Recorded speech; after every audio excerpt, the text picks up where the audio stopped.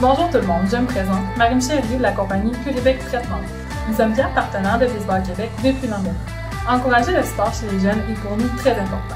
C'est pourquoi nous voulons remercier tous ceux qui sont impliqués dans le projet des manches supplémentaires de Prévoir. Merci à tous pour la magnifique saison et à l'année prochaine. Alors, bonjour tout le monde, bienvenue en ce beau mercredi soir à la formation manche supplémentaire. Comment protéger l'association avec une saine gouvernance? Je suis Steve Duchesneau, directeur administratif de la Fédération de baseball amateur du Québec. Je suis en poste à ce titre-là depuis 7 ans. J'ai débuté mon parcours dans le baseball à titre de président régional pour la région de Lanaudière de 2000 à 2007. J'ai été ensuite sur le conseil d'administration comme trésorier, vice-président trésorier de 2007 à 2014 pour la fédération au niveau provincial. Et depuis 2014, je suis directement comme employé à temps plein, comme directeur administratif à Baseball Québec. Un background administratif maintenant. J'ai suivi des études universitaires sur le tard, un peu en administration, mais à la base en droit, donc parajuriste qui a œuvré pendant 20 ans en droit familial et en droit de la propriété intellectuelle. Donc, un background un peu légal, je suis un peu à tout. Donc, c'est pour ça que maintenant, je m'intéresse vraiment à la gouvernance. Donc, c'est un sujet qui est pas le fun, qui est un peu plate, mais qui, moi, m'intéresse quand même bien. Ce soir, j'ai envie de vous faire donner un peu des trucs selon le code de gouvernance du ministère de l'Éducation et de l'Enseignement supérieur pour protéger l'association avec une saine gouvernance. Ce sont des règles fort simples parfois, mais qu'on va discuter ensemble, que je vais vous exposer.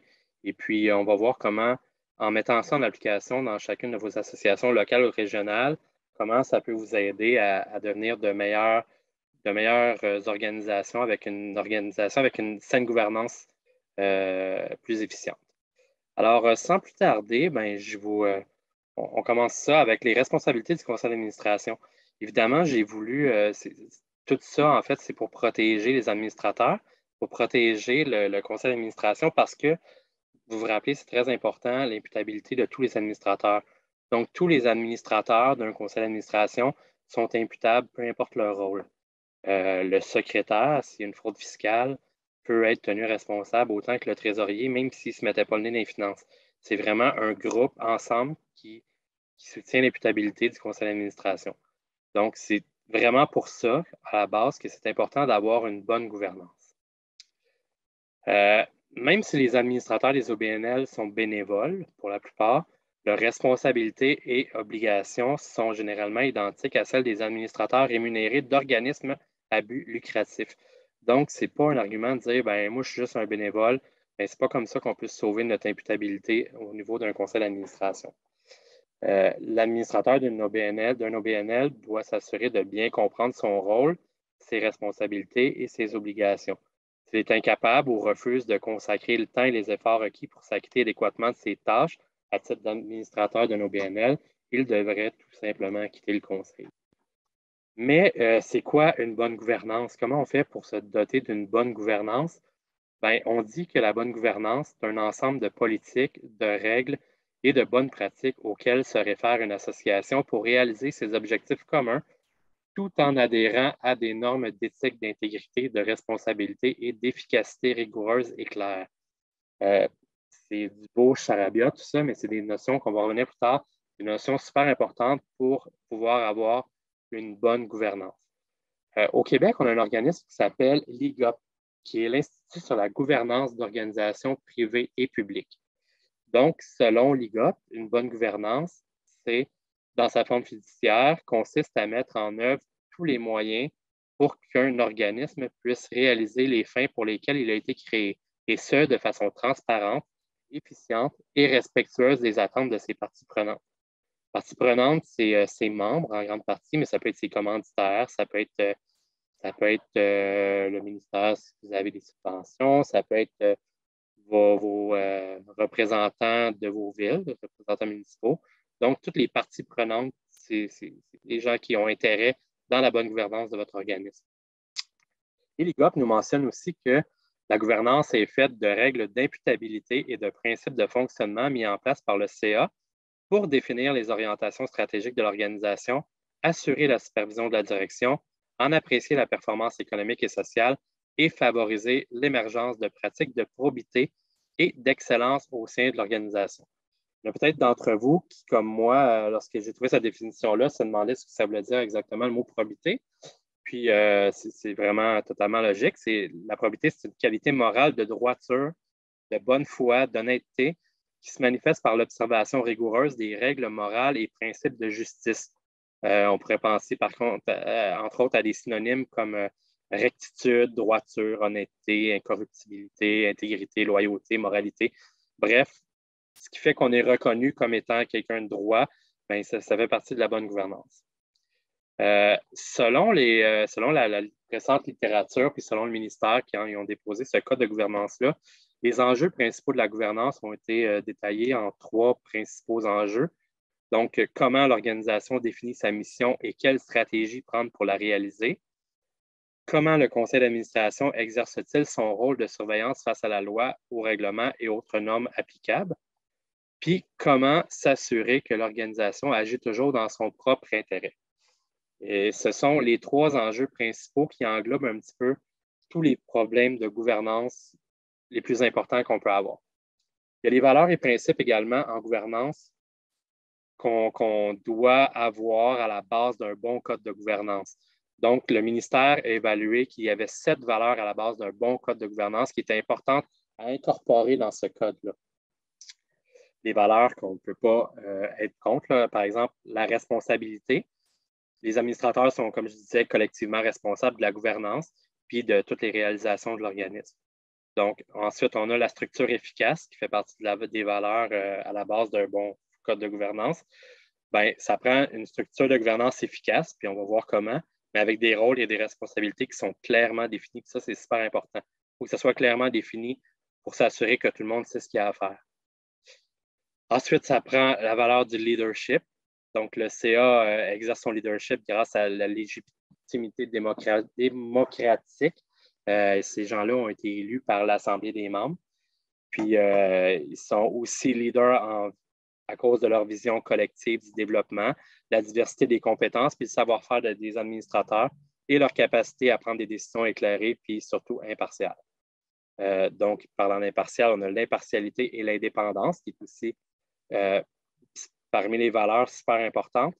Dans le processus de prise de décision, là, il faut que les administrateurs agissent sans parti pris, qu'ils soient vraiment libres d'esprit quand ils prennent des décisions. Parmi les valeurs, on a aussi l'éthique. Donc, il faut que les administrateurs adhèrent à des normes élevées d'intégrité et d'éthique. C'est super important.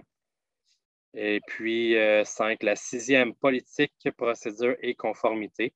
Donc, le modus operandi de l'organisation, là, ça s'appuie sur des politiques responsables et des procédures contrôlées, vérifiées, connues surtout des administrateurs. Il faut évidemment que toutes ces choses-là, politique, procédure et conformité, soient toujours en conformité avec les lois et les normes publiques applicables, évidemment. Et finalement, la communication. La communication, super important. Il faut que l'organisme fonctionne en toute transparence, présente une reddition de compte claire et complète à ses membres, aux parties prenantes et au public.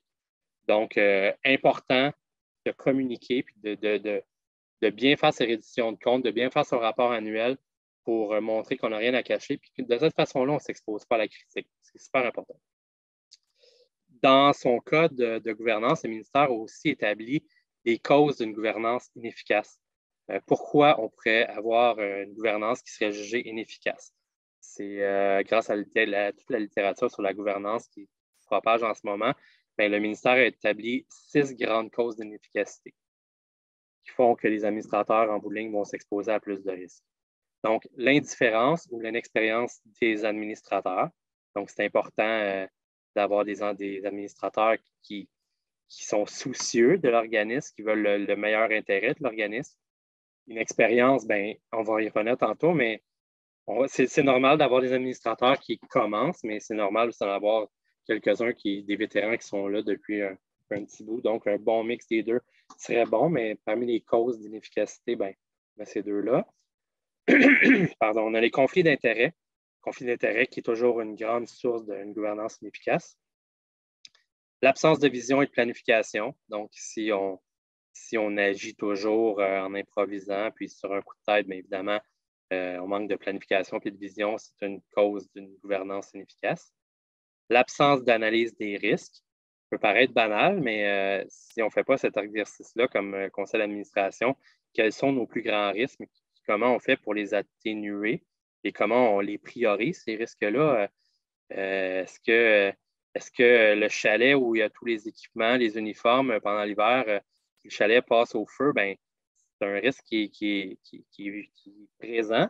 Alors, on fait quoi pour amenuiser ce risque-là? Ben, savoir avec les villes, est-ce qu'on demande des sprinklers, est-ce qu'on demande une cause parmi tant d'autres, mais même chose, s'il y a juste une personne qui vérifie les dépenses, comment on fait pour s'assurer que le trésorier ne va pas se sauver avec la petite caisse? Donc, c'est de mettre en place des contrôles de risque, de prioriser nos risques, puis d'établir ensuite comment on fait pour les amenuiser. Mais tout ça pour vous dire que l'absence d'analyse des risques, c'est une cause de gouvernance inefficace. L'insuffisance des contrôles et la surveillance budgétaire financière, c'est un peu ce que je vous exposais un petit peu avant. Et finalement, ben, les processus internes d'administration et de reddition bâclés, ben, si à la fin de la saison, tout le monde est tanné, puis personne ne fait sa job comme il faut pour bien closer la saison, puis bien faire les comptes, puis bien ranger les équipements, ben, si tout ça est bâclé, ben, ça va causer une gouvernance inefficace. À cause de tout ça, tout ce qui a été relevé par le ministère, ben, ils ont mis en place le code de gouvernance du ministère de l'Éducation et de l'Enseignement supérieur. C'est pour mieux outiller les fédérations sportives à la base. C'est une grande étude sur l'état de la gouvernance dans le sport au Québec qui a duré toute une année où toutes les fédérations ont été sondées sur nos gouvernances, tout ce qui se passait là-dedans, puis comment on pouvait faire pour essayer de devenir collectivement meilleur au niveau provincial. C'est, comme je disais, le code de gouvernance à l'intention des OBNL québécois de sport et de loisirs. Ça s'appelle vraiment comme ça. C'est le fruit d'une étude de l'IGOP mandatée par la DESLAP en 2019. La DESLAP, c'est la Direction du sport et du loisir et de l'activité physique. Donc, et le but de tout ça, ben, c'était de fournir une référence sûre et claire en matière de politique et de pratique de gouvernance. Présentement, l'application actuelle, c'est tous les organismes subventionnés par le ministère de l'Éducation et de l'Enseignement supérieur. Donc, toutes les fédérations sportives, on est soumis présentement à ce code de gouvernance-là et même les organisations provinciaux de loisirs, on est soumis à ce code-là. Présentement, ce code-là se détaille en 3 niveaux différents, 1, 2 et 3. Et plus la fédération est grosse, plus elle s'enligne vers le niveau 3. Donc, pour la fédération de baseball, on est au niveau 3, donc avec les exigences les plus élevées. On parle d'une vingtaine de politiques, on parle de vraiment beaucoup de choses au niveau de l'élection des administrateurs, beaucoup de choses au niveau des règlements généraux. Donc, des procédures vraiment très pointues qu'on est obligé de mettre en place depuis avant 2023, je dirais. Ça va même jusqu'à la parité homme-femme sur le CA, il y a plein de règles avec des mandats définis en temps pour les administrateurs. Ça ne peut pas durer plus que tant d'années. Donc, c'est des règles vraiment strictes pour les fédérations sportives. Ce soir, moi, ce que j'ai recensé, c'est les obligations de niveau 1, celles qui s'adressent aux plus petites fédérations sportives, mais qui s'adaptent vraiment bien aux associations locales et régionales de baseball sans problème. En fait, toutes les gouvernances de nos organismes membres chez nous. Évidemment, il n'est pas écarté qu'éventuellement, il y ait un code de gouvernance Baseball Québec qui soit mis en place à court ou moyen terme. Ça ne ferait que solidifier la structure de gouvernance collective du baseball au Québec, ce ne serait pas une mauvaise chose. Parce que je ne vous cache pas qu'on voit toutes sortes d'histoires d'horreur, entre autres dans les règlements généraux, mais dans la gouvernance des associations. Chaque année, on a quelques interventions à faire où des associations rencontrent des problèmes avec leurs membres, reviennent vers nous pour tenter de les aider. Puis quand on voit leur gouvernance, ben, on se rend compte que leur gouvernance n'était pas claire, le règlement généraux n'était pas clair, et puis ça les mettait en danger. Puis là, c'est difficile ensuite de les sauver quand à la base, ben, ce n'était pas bien fait chez eux. Le code de gouvernance, ben, d'entrée de jeu, ça se détaille en 10 sections qu'on va voir un petit peu plus tard, mais d'entrée de jeu, ils nous disent qu'on ne peut plus se permettre d'avoir des conseils d'administration qui tolèrent le déni, la nostalgie, le manque d'ouverture et l'intransigeance. Ça veut dire qu'il faut accepter l'émergence de changements profonds, accélérés ou même radicaux. Il faut tenir compte des tendances actuelles et futures, Puis, il ne faut pas avoir peur du changement. Évidemment, sans changement, on ne peut pas progresser. On va juste surfer au même niveau, puis on va juste faire les choses comme on a toujours fait. Donc, c'est important de penser innovation, puis de penser comment on peut améliorer notre organisation. Le ministère nous dit aussi qu'on ne peut plus se permettre d'avoir des CA qui reportent les décisions difficiles à plus tard pour maintenir la paix aujourd'hui. Ça veut dire qu'il faut s'attaquer aux enjeux sensibles qui risquent de diviser, puis même si ça déplaît. Il faut que les administrateurs acceptent la nécessité d'avoir des conflits constructifs qui vont servir un objectif pour le bien de l'organisation. Je ne sais pas si vous avez entendu parler récemment des problèmes que Basketball Québec a. C'était dans les journaux partout. Je ne vais pas commenter ce cas-là, mais beaucoup de gens reprochent à la Fédération de basket qu'ils étaient au courant de ces agissements-là. Il y avait des gens sur le conseil d'administration qui pourraient être au courant des agissements d'un entraîneur, puis qui n'ont pas agi parce que ils en entendaient parler, mais il n'y avait pas de signalement. Ben, maintenant, c'était des décisions difficiles à prendre, et puis ils auraient dû les prendre, ces décisions-là, en temps et lieu, au lieu d'attendre à plus tard, puis maintenant de subir la tempête qu'ils ont là. Ensuite, le ministère nous dit qu'on ne peut plus se permettre d'avoir des CA qui reviennent sur leur engagement en raison d'un manque de temps ou d'une pression extérieure. Donc, l'intégrité, c'est super important. Il faut que les administrateurs comprennent qu'il est plus important de soutenir et défendre des décisions réfléchies que de plaire à une minorité de personnes ou à un groupe en particulier. Donc, c'est important quand on réfléchit nos décisions, qu'on est capable de bien les expliquer, puis ils sont logiques, bien, on n'aura pas de misère à se mettre des gens à dos. C'est important d'avoir des conflits vraiment constructifs à ce niveau-là. On ne peut plus se permettre d'avoir des CA qui valorisent le superficiel au détriment du fond. Bien, il faut que les administrateurs assument leurs responsabilités de leadership en évitant de profiter des avantages que d'être administrateur, ça pourrait leur donner. Donc, pas quelqu'un qui est sur un CA, qui est administrateur, parce que ça lui rapporte quelque chose à lui, mais plutôt qu'est-ce qu'il peut apporter à l'organisation. Donc, pas quelqu'un qui va valoriser le superficiel, mais quelqu'un qui va vraiment s'attaquer au fond de l'organisme. Finalement, ben, on ne peut plus se permettre d'avoir des CA qui gênent ou qui empêchent la poursuite de l'innovation. Ben, ça veut dire qu'on a besoin d'administrateurs qui sont guidés par un esprit stratégique puis qui sont imprégnés d'un esprit avant-gardiste et moderne. On ne peut plus se permettre de faire les choses en disant « ça a toujours été fait de même ». Je l'ai dit tantôt, mais c'est important pour moi. Donc, c'est important de penser innovation. Dans les rôles et devoirs des administrateurs, c'est important encore d'en parler parce que les administrateurs, bien, ils occupent une place centrale dans la gouvernance d'une OBNL. Là. Mais parmi les rôles et devoirs mentionnés dans le Code civil du Québec à l'article 322 et suivant, toujours agir dans l'intérêt de l'OBNL. Le Code de gouvernance du ministère nous le rappelle. Il faut toujours agir avec prudence et diligence. Donc, dans la loi, c'est mentionné comme agir avec le soin, la diligence et la compétence dont ferait preuve en pareille circonstance une personne prudente. Donc, c'est important. Ils doivent toujours agir avec honnêteté et loyauté dans l'intérêt de l'OBNL et non pas dans leur intérêt personnel.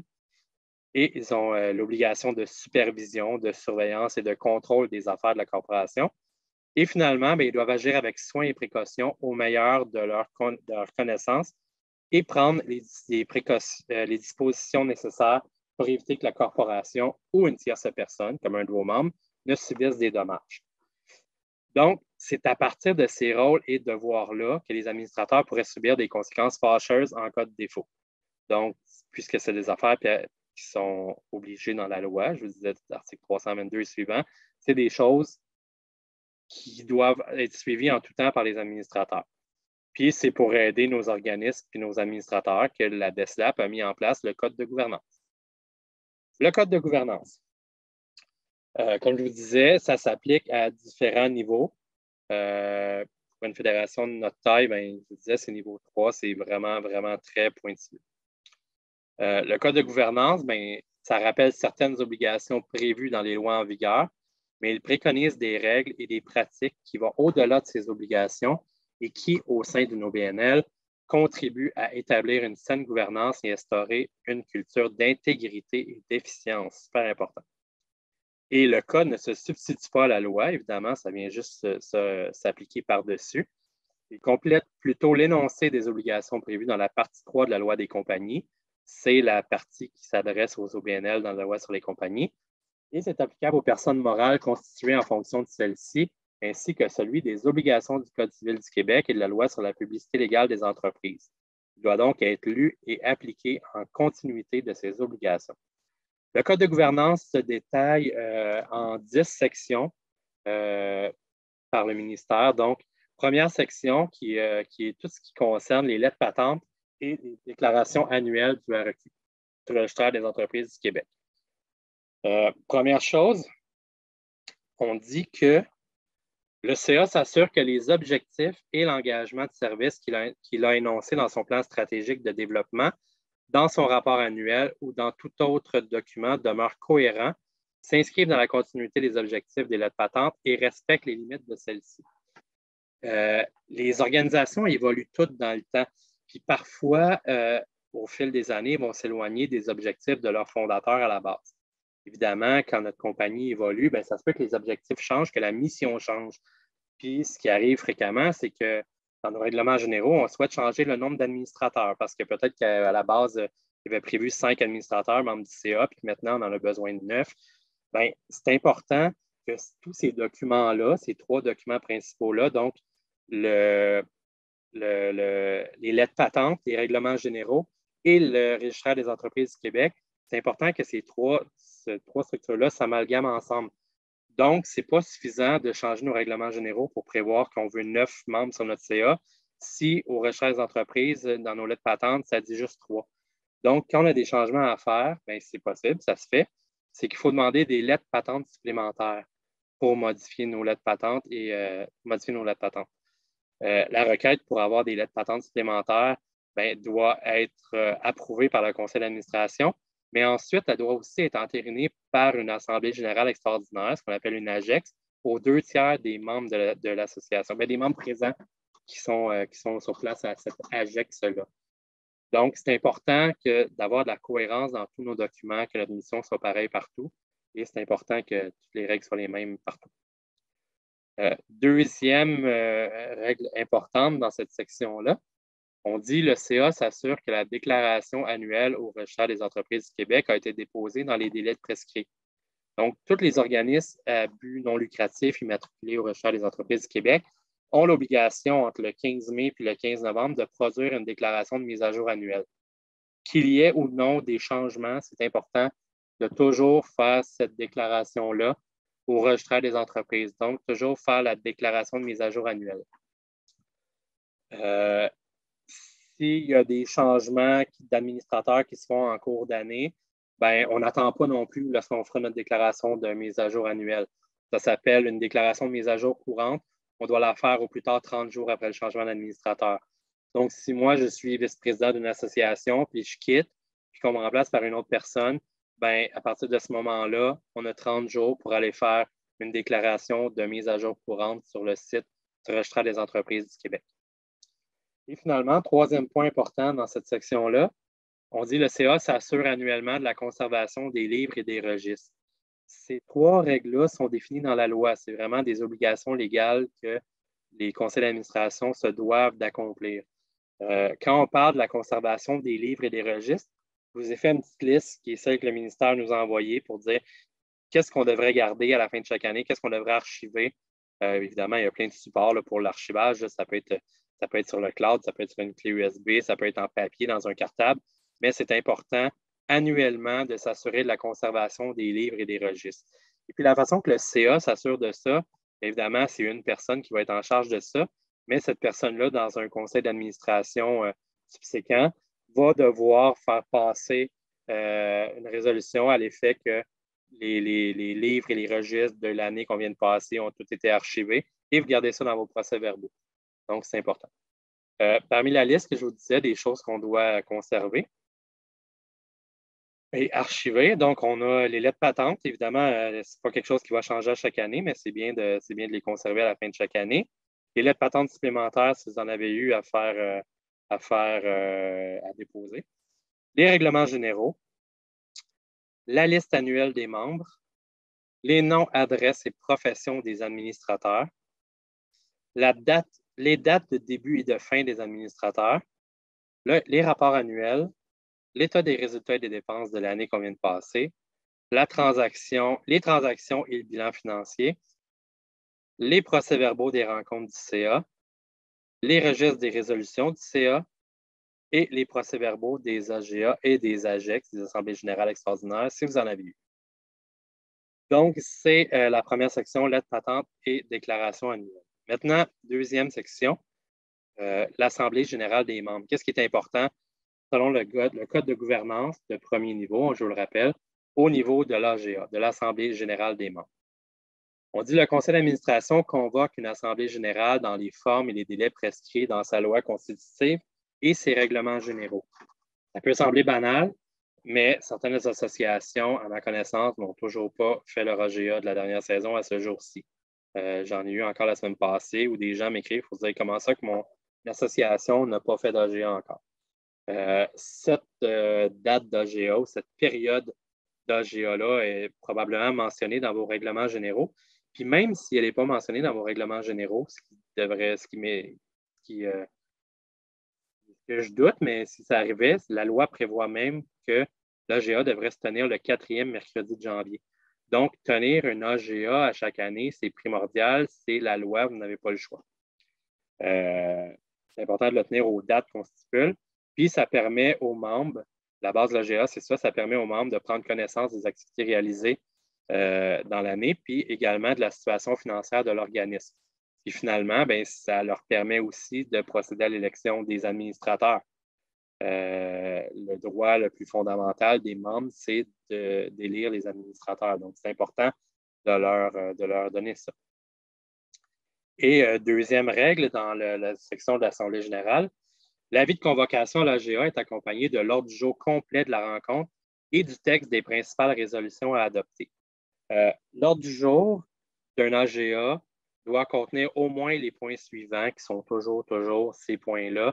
La constatation du quorum, super important. On dit tant de personnes sont là, donc on a quorum. Puis dans la majorité de vos AGA, les quorums sont probablement constitués des personnes présentes, mais c'est important au niveau de l'AGA, du procès verbal, de l'avis de convocation, de l'ordre du jour et du procès verbal, la constatation du quorum, l'adoption du procès verbal de la dernière Assemblée générale annuelle, la présentation du rapport annuel d'activité, la présentation du rapport financier de l'exercice précédent et l'élection des administrateurs. Ces points-là, c'est 1, 2, 3, 4, 5 points-là sont les points qu'on ne peut pas déroger. C'est les points obligatoires à mettre à un avis de convocation avec un ordre du jour. Évidemment, l'AGA ne peut pas délibérer sur d'autres questions que les sujets qui sont mis à l'ordre du jour. À moins, puis ça n'arrive pas, mais à moins que tous les membres qui auraient le droit d'y assister seraient présents et qu'ils les consentent tous à discuter d'autres points. Donc, il n'y a pas d'autres points qui peuvent être discutés à l'AGA à part ceux à l'ordre du jour. Toutefois, une des bonnes pratiques que nous rappelle le ministère, bien, ce serait de prévoir une période de questions pour les membres. On peut prévoir ça à l'AGA. Évidemment, ça favorise les échanges entre les membres et les administrateurs, et puis ça peut vous aider dans toute la transparence et la communication, comme je parlais tantôt. C'est une bonne pratique de mettre ça à la fin de l'ordre du jour, dire période de questions pour les membres ou quelque chose comme ça. Troisième section, c'est celle qui traite des membres votants.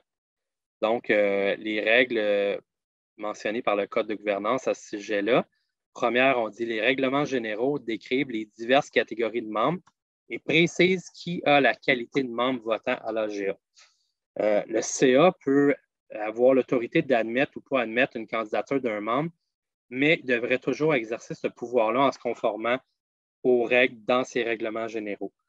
Parfois, on a des règles qui disent que le CA a le droit je cherche le mot, pas éliminer un membre, mais l'empêcher d'être membre parce qu'il y a un antécédent ou on verra peut-être avec la politique d'antécédent judiciaire, mais si on veut refuser des membres, il faut que ça soit prévu dans nos règlements généraux, prévoir pourquoi on peut pourquoi on peut ne pas les admettre ou refuser de les admettre. Donc, comme ça, en s'appuyant sur les règlements généraux, on fait les choses comme du monde. Et deuxième point, concernant les membres votants, on dit que les règlements généraux prévoient que les administrateurs sont tous élus par les membres. Comme je disais, le droit le plus important des membres de l'OBNL, c'est justement d'élire les administrateurs qui vont juger les plus compétents et à qui ils vont confier la supervision des affaires de l'organisme. Donc, c'est important, c'est un droit fondamental des membres de pouvoir élire les administrateurs qui vont gérer l'association. Si vous souhaitez, des fois, vous doter de spécialistes ou de personnes vraiment pour un mandat spécifique au sein d'un conseil d'administration, comme la fédération le fait, on a droit à 2 membres qu'on appelle cooptés, qui ne sont pas des personnes élues par les administrateurs. On appelle ça des membres cooptés et ces membres cooptés-là, par la loi provinciale, on ne peut pas en avoir plus que 2. Donc, des fois, ça peut être une bonne chose d'aller chercher pour un mandat spécifique un avocat ou un comptable à titre de membre coopté. Ben, ça peut passer là, par cette structure-là. Donc, ce ne seraient pas des gens qui seraient élus par les membres, mais ça fait partie des exceptions là, que le ministère pourrait permettre. Au niveau de la 4e section, ça s'adresse aux règlements généraux. On demande que le CA s'assure que les règlements généraux demeurent à jour. Vous ne pouvez pas savoir, un peu avant la pandémie, où j'ai demandé les règlements généraux à toutes les associations du Québec. Je vous dirais que dans peut-être 50% des cas, c'était correct. C'était les règlements généraux. Dans 15% des cas, c'était des règlements vraiment désuets où les gens ne les respectaient plus. Ils ne savaient pas, en fait, ils ne servaient pas de cet outil-là. Ils ne savaient pas qu'est-ce qu'il y avait. Ils ne savaient pas qui avait ça, comment les appliquer. Puis l'autre partie, ben, c'était, on n'a pas sur nous autres des règlements généraux. Donc, c'est un document qui est vraiment hyper important. C'est la politique interne la plus importante de votre conseil d'administration, mais on doit s'assurer que ces règlements généraux-là sont à jour. Donc, c'est important que notre pratique se reflète évidemment dans nos règlements généraux. On a tendance à laisser ça sur la tablette, puis on change de président ou on change de conseil d'administration, puis le suivi n'est pas fait. Comme je vous disais, la gouvernance, ce n'est pas un sujet très sexy. Ce n'est pas quelque chose qui intéresse le monde en général. Pas les raisons pourquoi le monde en général s'implique. Donc, mais c'est important de faire un petit effort et de garder ça à jour. Les règlements généraux indiquent la date à laquelle ils ont été ratifiés par l'AGA ou, le cas échéant, la date d'adoption des amendements par le conseil d'administration. Donc, ce sont des choses vraiment importantes pour savoir justement quand est-ce qu'on les a modifiés, quand est-ce qu'on les a révisés. Donc, en mettant la date dans vos règlements, ça vous aide, ça vous donne un bon indice. Et puis, on dit que les règlements généraux devraient être révisés, je vous dirais, à tout le moins aux 2 ans. Je vous dirais là, qu'à tous les 2 ans, là, mettons le premier CA de l'année, on confie le mandat à certains de nos administrateurs de regarder les règlements généraux puis voir si c'est encore d'actualité, puis voir si ça reflète encore nos pratiques.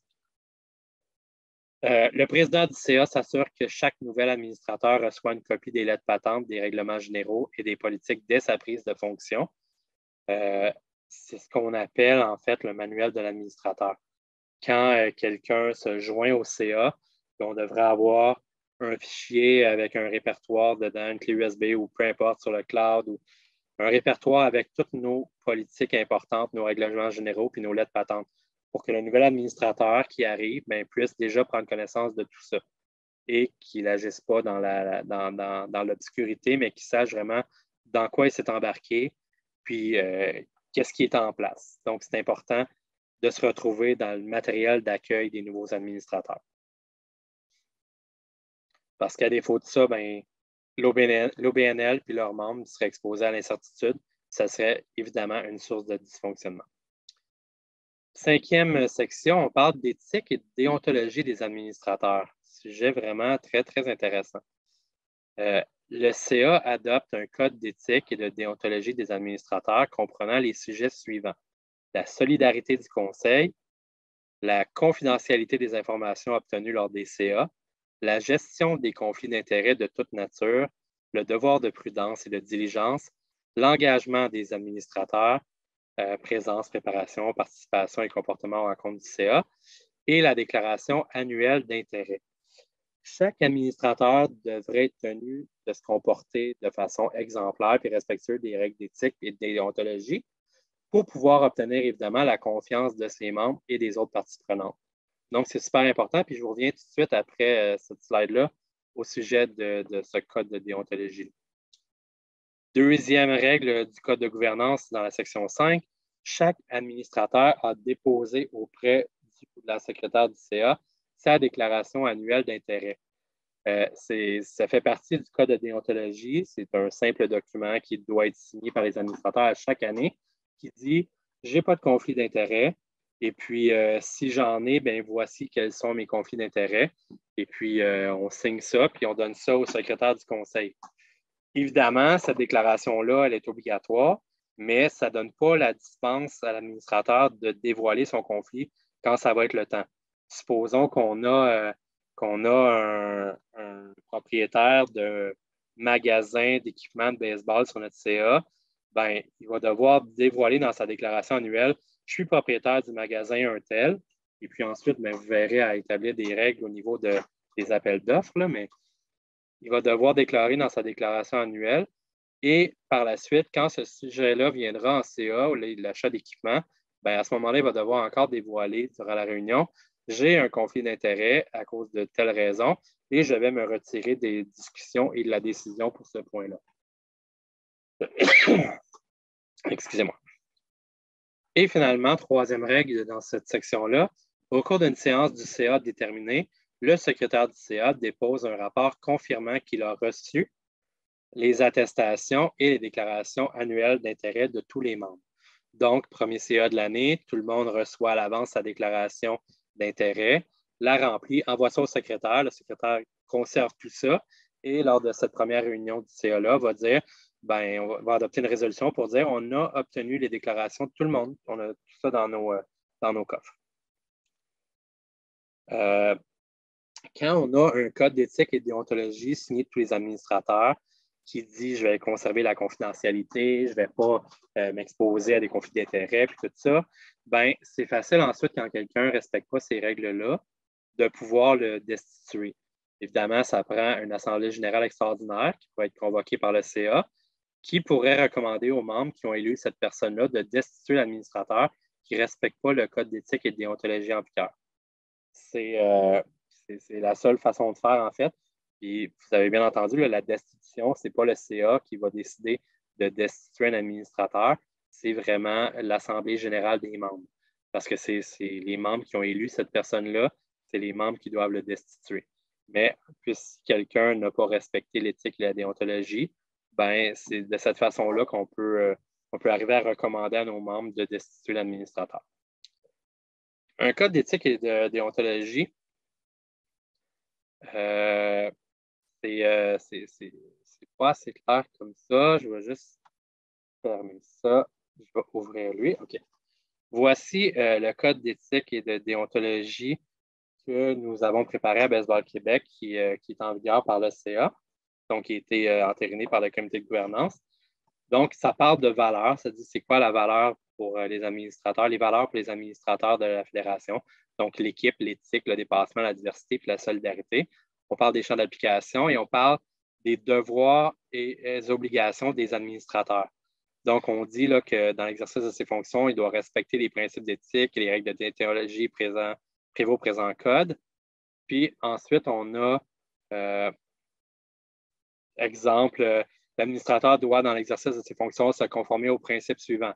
Exercer ses fonctions, organiser ses affaires personnelles de façon à préserver la confiance dans l'intégrité, l'objectivité et l'impartialité. Il doit avoir une conduite qui puisse résister à l'examen le plus minutieux. Ne doit pas conserver d'intérêt personnel autre que ceux autorisés dans le code sur les activités de l'organisme qui l'administre.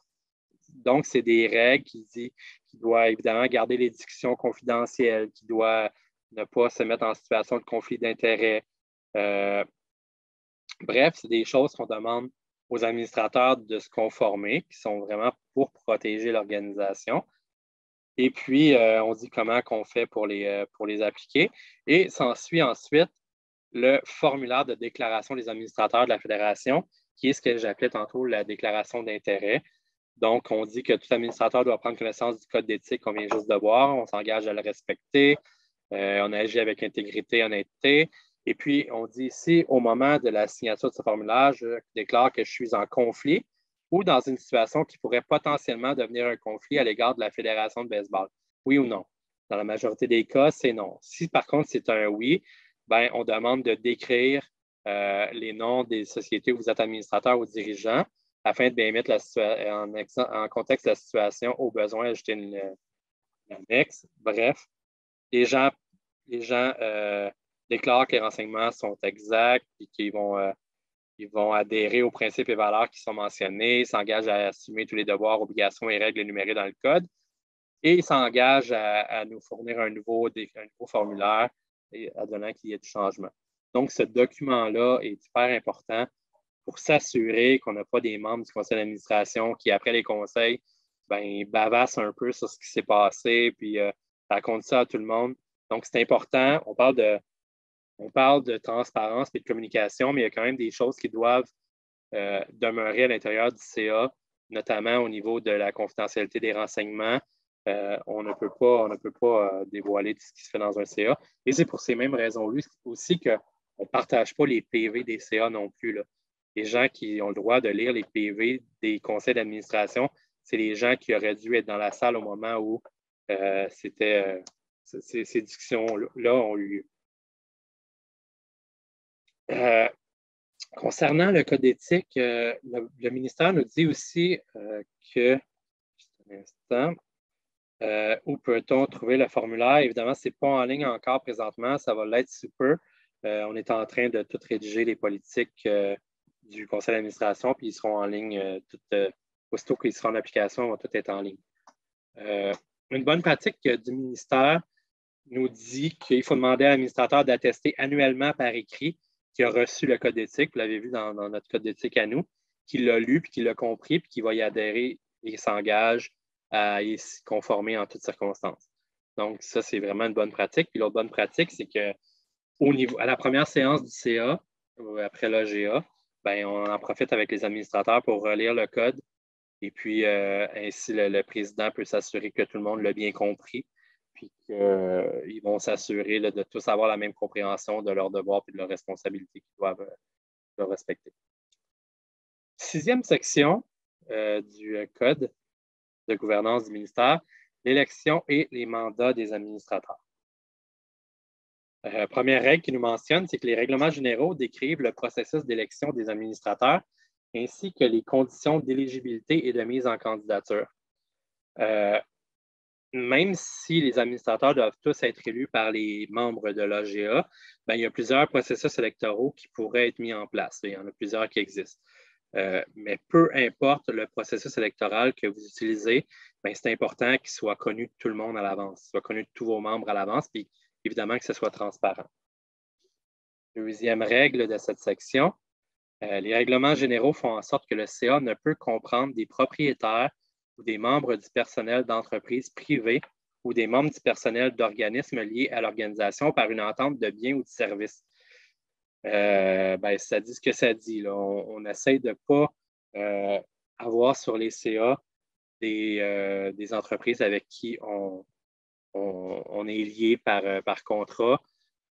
J'ai fait l'exemple tantôt du propriétaire d'équipements sportifs.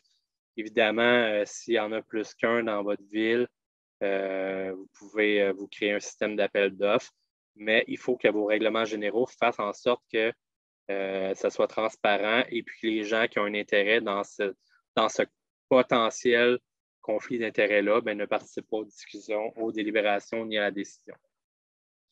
Et finalement, les règlements généraux prévoient que tous les administrateurs ont les mêmes droits, devoirs et responsabilités. Ça doit être mentionné aussi à vos règlements généraux. On ne peut pas avoir des administrateurs qui sont votants et d'autres qui sont non votants. Si vous décidez d'avoir, par exemple, des administrateurs cooptés, comme je disais tantôt, les 2 cooptés membres du CA, malheureusement, ça vient aussi avec les mêmes droits, devoirs et responsabilités. Donc, ils vont pouvoir voter sur tous les sujets, pareil comme tout le monde. Toutefois, c'est banal, mais les compétences et l'expertise des candidats, plutôt que leur popularité et leur réputation, devraient être priorisées en tout temps. Et ça, c'est les obligations de niveau 1 en ce qui concerne l'élection et mandat des administrateurs. Mais nous, au niveau 3, exemple, avec la Fédération, ça va encore plus loin, où on doit faire une analyse des compétences des membres du CA actuels, donc compétences en leadership, en gestion d'affaires, en finance, en droit, en communication, en marketing. Donc, il faut faire le recensement de ces compétences-là de chacun de nos administrateurs pour ensuite trouver les catégories où on est moins fort, où on a moins de personnes, où on a personnes qui contribuent à ce critère-là. Et on doit, pas repêcher, mais on doit recruter nos administrateurs dans ces fonctions-là. C'est pour ça qu'exemple, l'année passée, quand on avait un poste vacant au sein du CA, ben, ce qu'on avait sorti comme demande pour notre recrutement, ben, on avait besoin, entre autres, d'une femme, puis on avait besoin de quelqu'un qui avait de l'expérience dans le communautaire, dans le volet communautaire. Donc, c'est de là où est arrivée Mme Annie Larouche qui a pu contribuer avec nous, qui est sur le CA, qui fait un travail extraordinaire. Au niveau toujours de l'élection et mandat des administrateurs, il y en a encore un autre. Les règlements généraux prévoient que le président du CA n'a pas de vote prépondérant lors d'une réunion du CA. Malheureusement, c'est une croyance fort répandue que celle d'un CA où, ben, en cas d'égalité, c'est le président qui tranche, mais malheureusement, ce n'est pas légal au niveau provincial dans les OBNL. Ça peut l'être au niveau des assemblées des membres. Le vote prépondérant du président pourrait exister au niveau de l'assemblée des membres, mais au niveau d'un CA, ce n'est pas légal d'avoir un vote prépondérant lors d'une association de CA, lors d'un conseil d'administration. C'est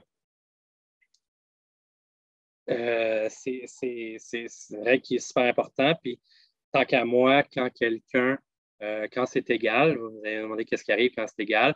Ben, quand c'est égal, c'est que vous n'avez pas réussi à bien cerner le débat, puis à voir comment on peut aller de l'avant, puis accepter un changement. Donc, s'il n'y a pas une majorité de vote en faveur d'une proposition, ben, je ne crois pas qu'on peut tout simplement qu'on peut aller de l'avant avec cette proposition-là. Vous n'avez pas réussi à faire pencher la balance. Mais je vous dis, c'est illégal d'avoir un vote prépondérant du président. Ce qui peut arriver, ce qu'on voit à plusieurs endroits, c'est que le président ne vote pas, puis ensuite, ben, si c'est égal, là, il exerce son vote. Ce n'est pas un vote prépondérant. Ce n'est pas tout à fait une bonne pratique parce que le président devrait voter au même moment que tout le monde, mais ce ne serait pas une bonne pratique, mais ce ne serait pas illégal. Mais le vote prépondérant, c'est que le CA ne peut pas tenir un vote et le président donne son vote et en cas d'égalité, reçoit un deuxième vote pour faire pencher la balance. Ce n'est pas correct. Et puis en plus, ben, dans une circonstance comme ça viendrait juste déplaire à la moitié du CA si le président devait exercer 2 votes. Donc, ce n'est vraiment pas une bonne pratique. Les règlements généraux font en sorte que le président sortant n'a pas de siège d'office au conseil d'administration. On voyait ça dans le passé, on voyait ça dans d'autres fédérations également. C'est une pratique que le ministère nous demande de ne plus utiliser. Donc, les présidents sortants peuvent servir à titre de mentor du président, du nouveau président, ou de collaborateur ou de conseiller, mais ne doivent pas recevoir un siège d'office sur le conseil d'administration. Les règlements généraux indiquent dans quelles circonstances et de quelle manière le CA peut pourvoir un poste d'administrateur lorsqu'il se libère en cours d'exercice. Ça dit comment ça vaut, qu'est-ce que ça veut dire. Là? Si quelqu'un démissionne, ben, ça doit être prévu dans nos règlements généraux, comment on fait pour le remplacer. Est-ce que c'est la prérogative du conseil d'administration de combler la vacance? La majorité des cas, c'est comme ça, mais ça pourrait être différent également. Là. Donc, ensuite, la 7e section qui est politique relative aux administrateurs. Première règle qu'on nous demande, les règlements généraux précisent que l'OBNL doit avoir au minimum un homme et une femme au sein de son conseil d'administration et faire des efforts pour rechercher la parité et la diversité dans la nomination des autres membres. Ce n'est pas une règle de sexisme, ce n'est pas une règle genrée, c'est tout simplement pour se rapprocher plus fidèlement de ce qu'est la société en général. Dans la société en général, on a autant d'hommes que de femmes, ou tout près. On a dans certains endroits plus que d'autres, comme à Montréal, plus de minorités visibles. Ben, on demande d'avoir des gens qui représentent fidèlement la composition de la société.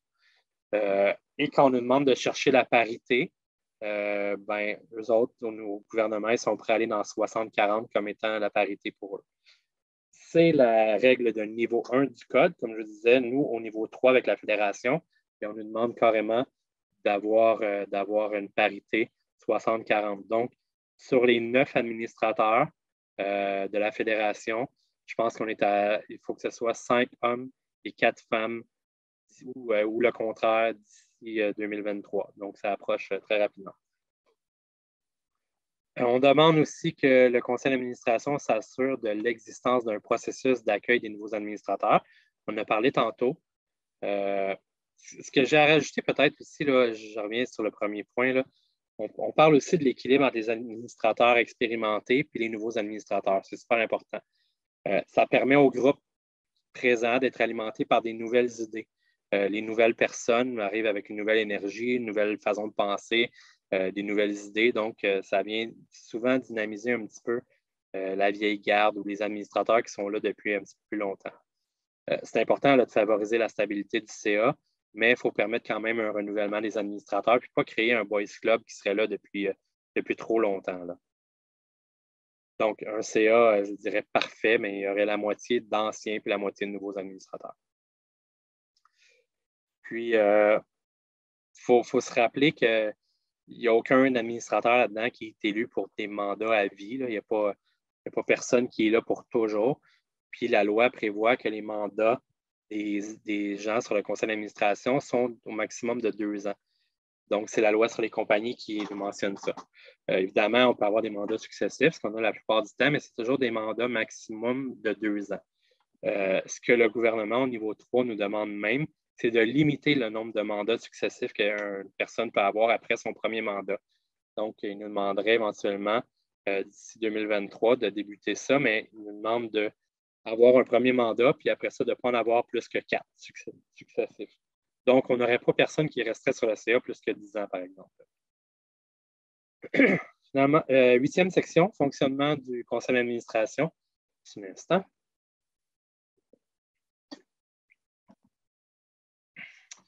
Fonctionnement du conseil d'administration, on nous demande que les règlements généraux prévoient un quorum au sein du CA. Donc, le quorum, c'est la majorité selon nos règlements généraux. Là. Toutefois, si vous avez, exemple, dans vos règlements généraux, 12 membres du conseil d'administration, bien, le quorum serait de 7. On parle de la majorité. Puis, c'est important, le quorum, il va être de 7, que vous ayez ou non des postes vacants. Si vous avez un CA à 12 postes, selon vos règlements généraux, puis vous avez juste 8 personnes sur le CA parce que vous avez 4 postes vacants, et votre quorum il est encore à 7. Là. Donc, c'est pour ça que ça vous prend au moins 7 administrateurs qui soient dans les chaises du CA pour pouvoir opérer puis exercer vos responsabilités puis votre rôle en termes de CA. S'il y a des invités, des non-membres du CA qui sont là un soir donné, une réunion donnée pour fournir une expertise ou pour fournir des rapports financiers ou des gens qui ne sont pas membres du CA, mais qui sont des invités, par exemple, pour des projets spéciaux, bien évidemment, ils ne vont pas compter dans le quorum. Le quorum, c'est juste les administrateurs, membres du CA. Les règlements généraux décrivent les responsabilités du CA. C'est important que ça soit bien défini, comme ça, les gens savent dans quoi ils s'embarquent. Le CA devrait élire ses dirigeants, ses officiers parmi ses membres.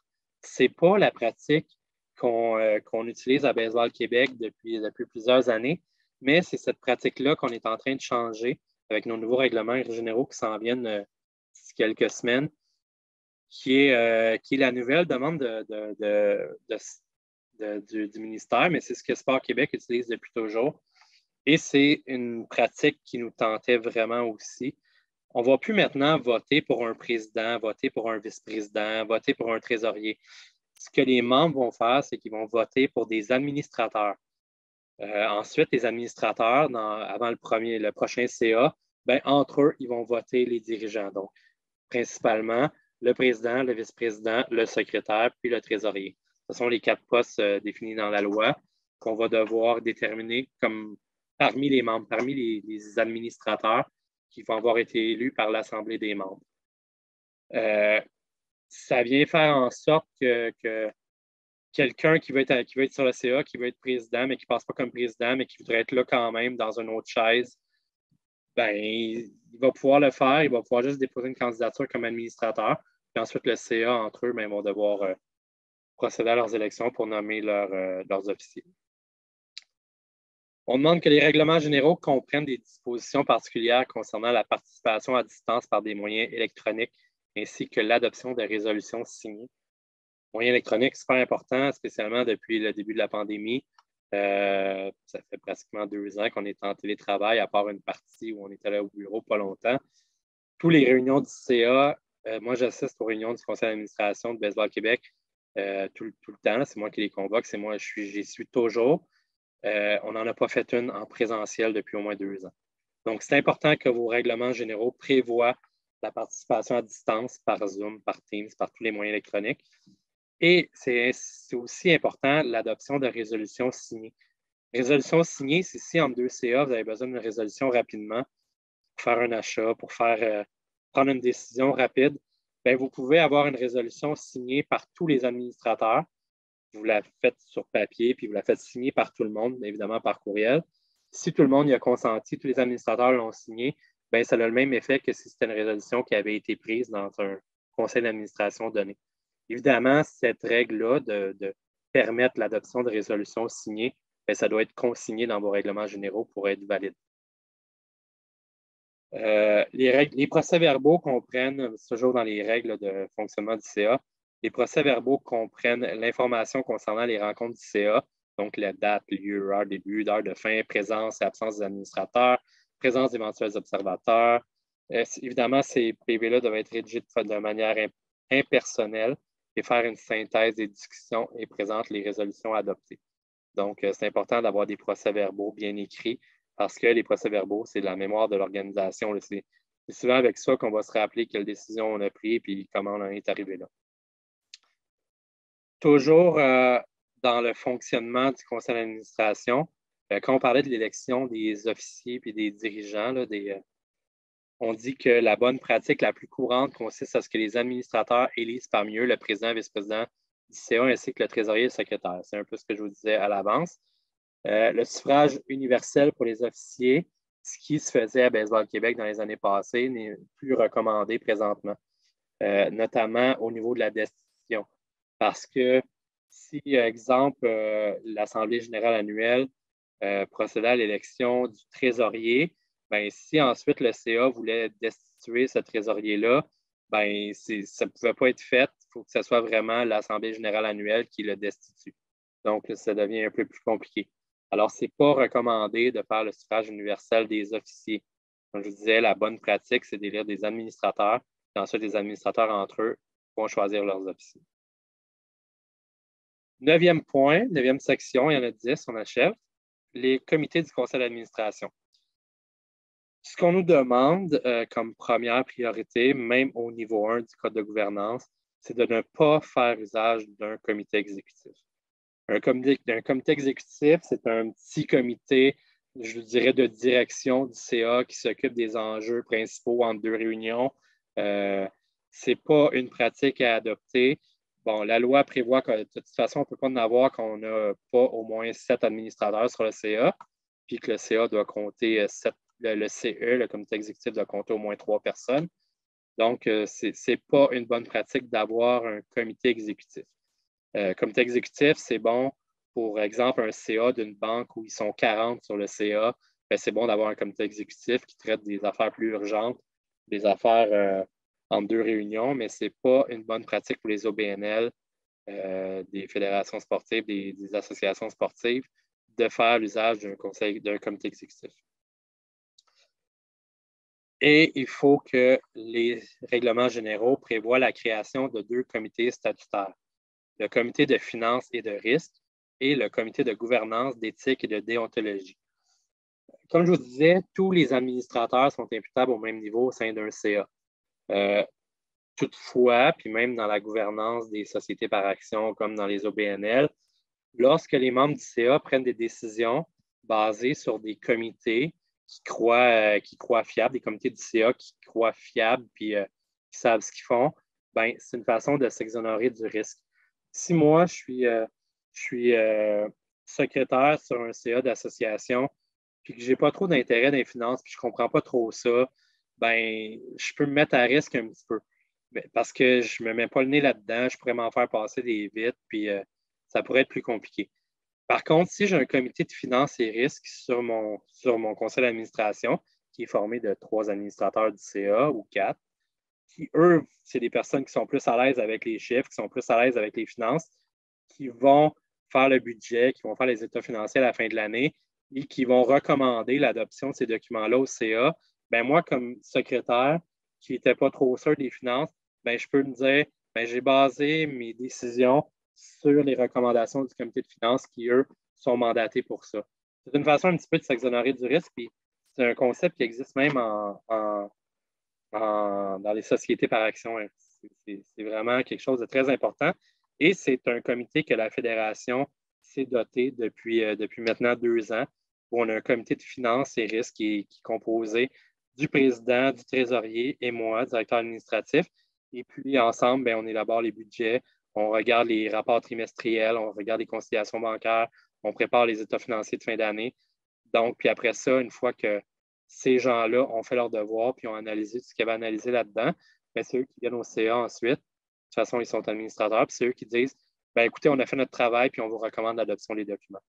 Donc, c'est une bonne pratique d'avoir un comité de finances et risques parce que, je veux pas, ça n'intéresse pas toujours tout le monde sur un CA. Les finances, c'est pas tout le monde qui est à l'aise avec ça. Pourtant, tout le monde en est imputable.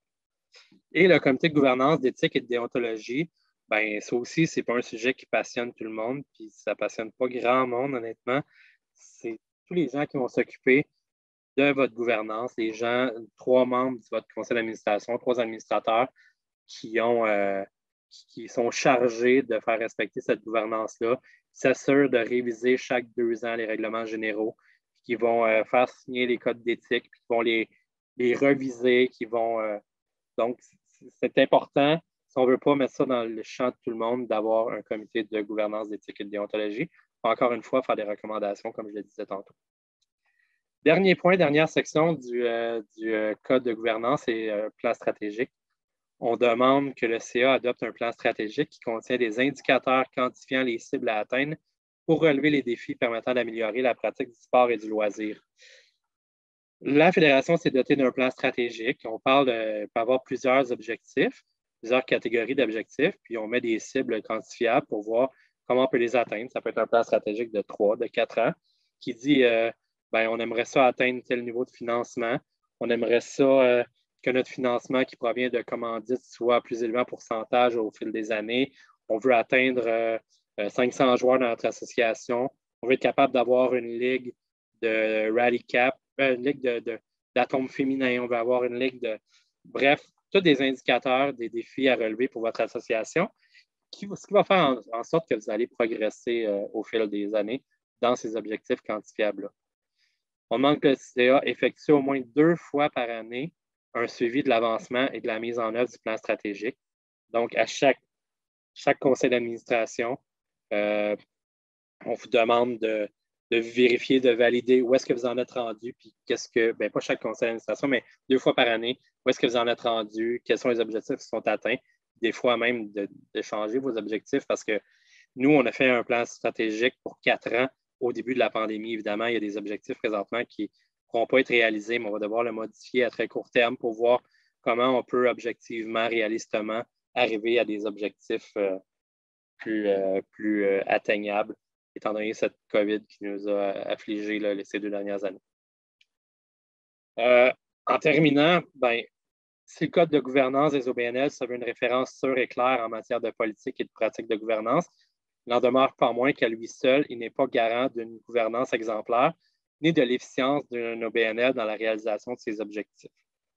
Il demeure de la responsabilité des administrateurs de donner vie au Code de gouvernance pour qu'il s'incarne dans les pratiques, les actions et les décisions de tous. Il s'agit avant tout d'instaurer une culture empreinte d'un haut niveau de transparence, d'intégrité, d'efficacité et d'efficience dans les organismes de sport et de loisirs. Ensemble, nous allons penser l'avenir.